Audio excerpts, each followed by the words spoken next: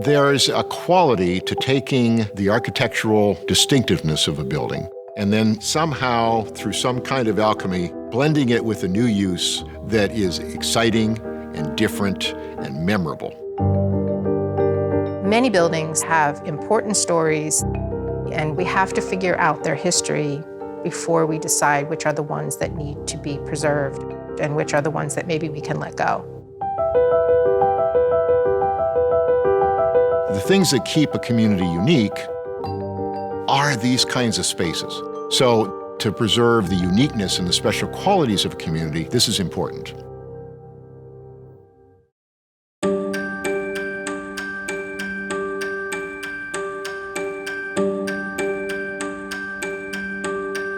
We are sitting in Titan Hollow, which is the home to Mad Macintosh Cider and Alloy Kitchen. We are a full-service restaurant and cidery. The facility itself in the early 1900s actually started as automobile manufacturer, and they transitioned into brass. And as a brass manufacturer, they were one of the leading manufacturers in the nation. The property, which many businesses called home over the years, shut down the bulk of its manufacturing in 2008. And when we moved in, it was 2020. So it's 12 years of nothing. The lockers were still filled with personal effects because they just closed the door. The owners brainstormed. What kind of second life could the property have?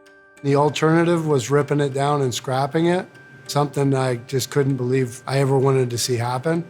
So I just opposed it. I had brought my cider to a tailgate at a Penn State football game, and the tailgate was run by the owner of this building, Joe Leahy. I was looking at putting a bid in on a vineyard in the Finger Lakes, and he said, well, before you do that, I want you to check out my factory. So that Sunday after the game, I came down here and walked through this space. Monday, when I headed back to New York, I effectively pulled my bid out at the Finger Lakes, sold my house, and moved down here during a pandemic.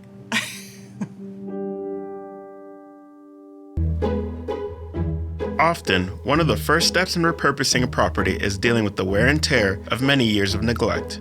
When I first got here, I'd love to say that it was love at first sight. It wasn't. It was dirty, it was filthy. There was grime and metal shavings, and everything was black. But the bones were here. The windows, the rivets in the I-beams, the rusty wall. Rust, I often say, is my favorite color because it has so many different depths to it. So the space started speaking. A lot of the equipment that was put in place, even the wall that's behind me, is a reuse of equipment that was going to go to the scrapyard. I went into the boiler house and effectively put my sticker on everything that I had an interest in.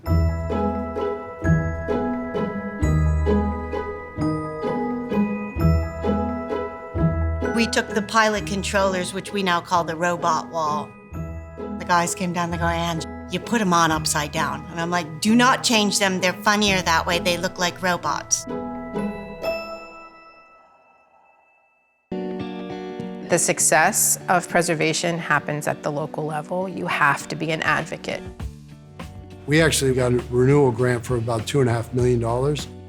So the price that we bought it for was low, but we ended up having to spend $1 million to clean it up.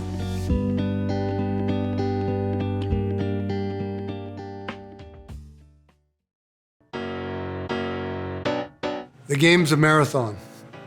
So I've got a little bit more patient now over the years and understand the processes, but you don't do anything overnight. It takes an average of 7 years to save a property. It's a slow build, and eventually you'll start to see changes happen. A lot of people poured their heart and soul into this facility, and I think it's just amazing when you get people in that have a vision and can execute and won't quit. The day that brought me to tears was the first day we had live music.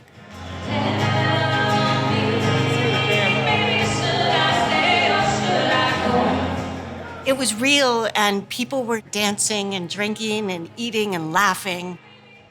That was the moment.